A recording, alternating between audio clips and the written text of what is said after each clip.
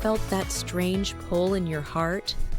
A silent whisper, like someone somewhere is meant just for you, but you haven't met them yet? It's not the kind of love you find in fairy tales, but the kind that arrives quietly when you least expect it, like a song you don't know you love until it plays at the right moment. This story is not just about two people falling in love. It's about how two souls, broken in different places, can become whole together. Our story begins in a small, quiet town called Glenhollow, a place where time moved slowly, where the rain always seemed to fall gently, and where the air smelled of old books and warm memories.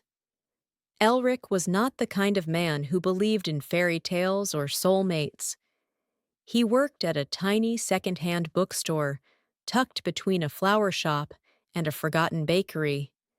He loved old stories, hot tea with a little too much honey, and the way silence sounded inside a bookstore. Most of his days were spent dusting shelves, reading letters hidden inside old novels, and wondering if he was meant for more than quiet days and lonely nights. On the other hand, Serina was all color and chaos. She came to Glenhollow not to find love, but to escape a world that never made space for her wild dreams.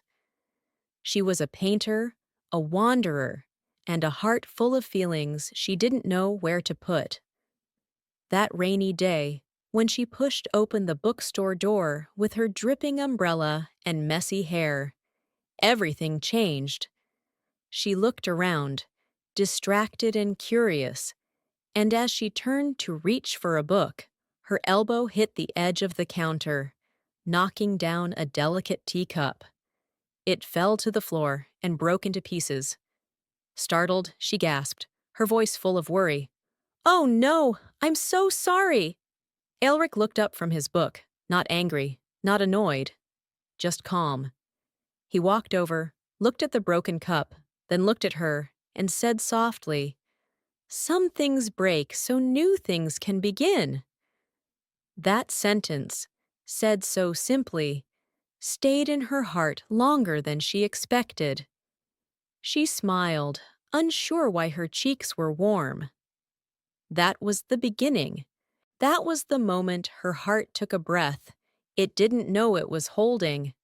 From that day on, Serina returned to the bookstore again and again. Sometimes she bought a book. Sometimes she just walked around. And sometimes she just sat near the window with her sketchbook and drew.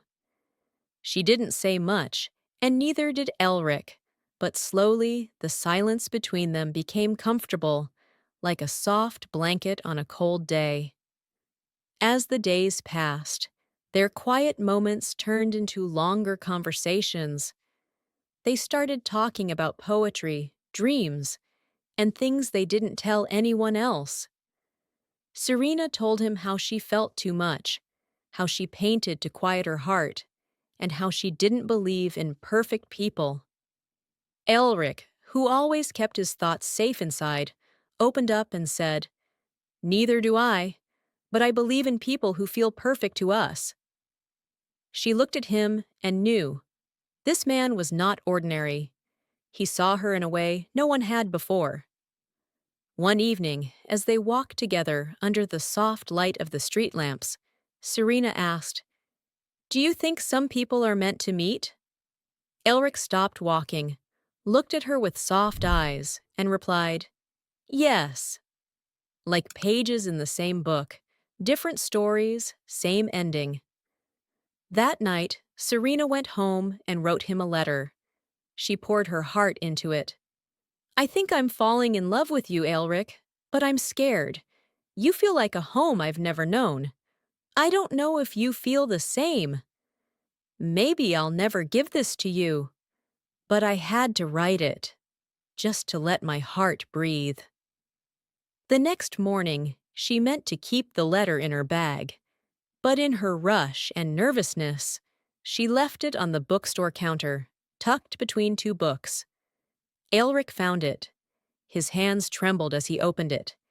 Each word wrapped around him like music. But that evening, she didn't come. Not the next day either. Days turned into weeks. Aelric waited every day, reading the letter over and over.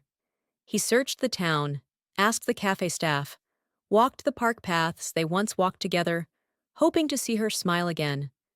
But she was gone. He didn't know why. No message, no goodbye. One cold morning, an envelope came in the mail with no return address. It was an invitation to an art gallery in the city. The title of the show was Whispers of Glenhollow. The artist, Serina. Heart-pounding, Aelric traveled to the city. The gallery was filled with soft lights, music playing low, and walls covered in paintings that looked like dreams. But they weren't just any paintings. They were their memories, moments she had captured through her eyes. A painting of a teacup shattered on the floor, a window with rain falling outside, a boy behind a bookstore counter, smiling, a letter on a table with his name. As he walked to the last corner of the gallery, there she was, Serina, standing quietly, tears in her eyes, but a smile on her lips. He walked up to her, letter still folded in his coat pocket, and whispered, "I read the letter." Her voice cracked as she said, "I was afraid you wouldn't." He looked at her, eyes filled with everything he had never said, and answered, "I was afraid you'd never come back." And in that moment, all the time they lost melted away. They stood there, not saying much, but their eyes told a story words never could. A few weeks later, they returned to Glenhollow. Autumn had arrived, and the leaves painted the world in red and gold. They walked together down the old river path, where their friendship had begun. As the wind danced around them, Serina asked with a laugh, "Do you still believe in broken cups?"